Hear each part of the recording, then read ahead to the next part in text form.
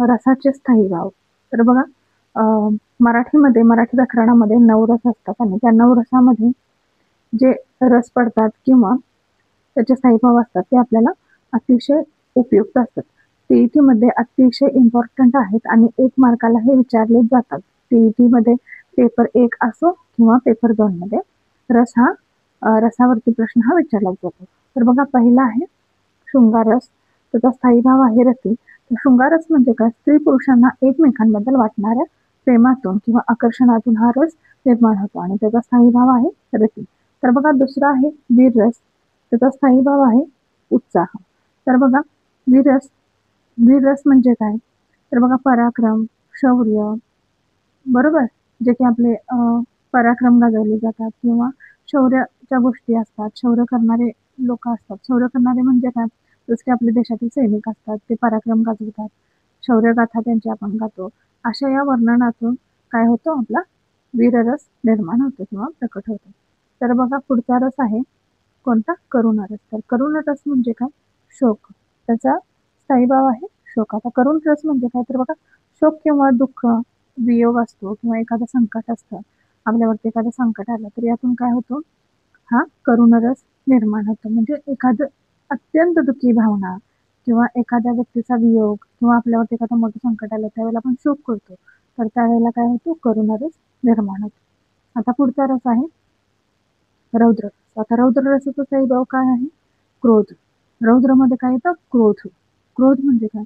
तर ज्यावेळेला एखादी गोष्ट आपल्या मनाविरुद्ध होते त्यावेळेला आपल्याला अतिशय चिड येते किंवा अतिशय क्रोध किंवा राग येतो.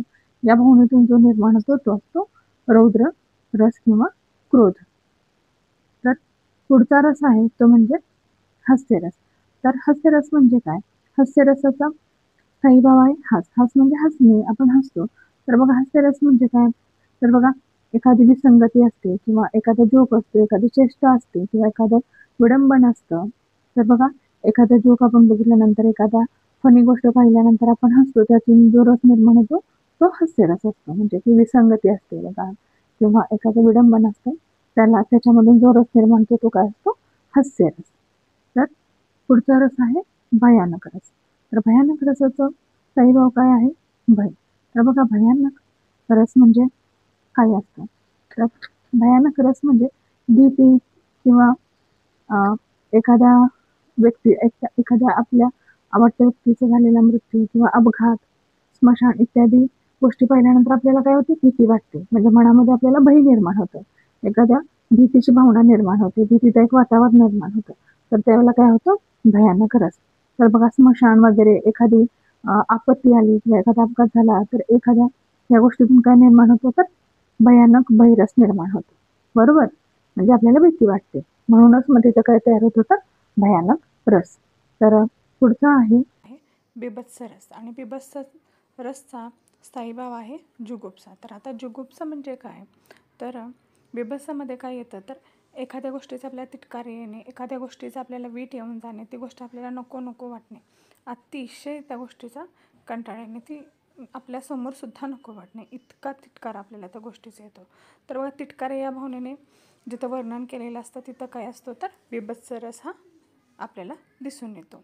आता बघा आता एखादं उदाहरण सांगते, अरे बापरे, याच्या तोंडाला लाळ आली वगैरे असं म्हणतो आपण, तर तिथं बिभत्स रस होऊन जातो. तर आता पुढचा रस आहे तो म्हणजे अद्भुत रस. तर अद्भुत रसाचा स्थायी भाव जो आहे तो आहे विस्मय. तर बघा, अद्भुत रस म्हणजे काय?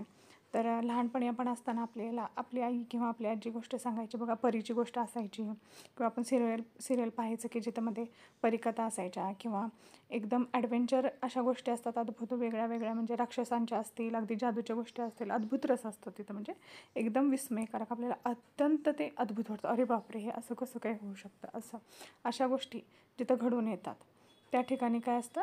अद्भुत रस हा तिथं दिसून येतो. तर पुढचा रस जो आहे तो म्हणजे शांत रस. याचा स्थायी भाव आहे निर्वेद. आता शांत रस म्हटलं तर काय असेल? हो, तर बघा, आपला स्वभाव अतिशय शांतपणे राहणं, म्हणजे अगदी आपण भक्तीच्या मार्गाने जाणं, आपल्याला सत्पुरुषांची संगती असणं, एखाद्या पवित्र वातावरण असणं, तिथलं वर्णन आपण करणं किंवा एखाद्या परमेश्वराच्या भक्तीमध्ये तल्लीन होऊन जाणं, आपल्याला अजिबात राग नाही येणं, बरोबर, कितीही काही झालं तरी अगदी आपला स्वभाव शांतपणे असणं किंवा तिथं शांततेचं वातावरण असलं, असा रस ज्या ठिकाणी असतो म्हणजे अशा वातावरणाचं वर्णन ज्या ठिकाणी असतं तिथं काय असतं तर शांत रस हा आपल्याला दिसून येतो. तर बघा, अत्यंत महत्त्वाचे असे हे 9 रस आहेत आणि हे रस आपल्याला TETमध्ये अतिशय इम्पॉर्टंट आहेत. याच्यावरती 1 मार्काला क्वेश्चन येतो म्हणजे येतोच. प्रत्येक वर्षी पेपर 1 असो पेपर 2 असो, यावरती 1 मार्काला क्वेश्चन हा विचारलाच जातो. बरोबर, स्थायीभावापर्यंत तर कधी नाही, पण रसाविषयी विचारलाच जातो. तर हे 9 रस तुम्ही अतिशय इम्पॉर्टंट पद्धतीने व्यवस्थितरित्या हे करून घ्या. आणि जर ही माहिती महत्त्वपूर्ण वाटली असेल तर आपल्या व्हिडिओला प्लीज लाईक, शेअर आणि सबस्क्राईब नक्कीच करा. धन्यवाद.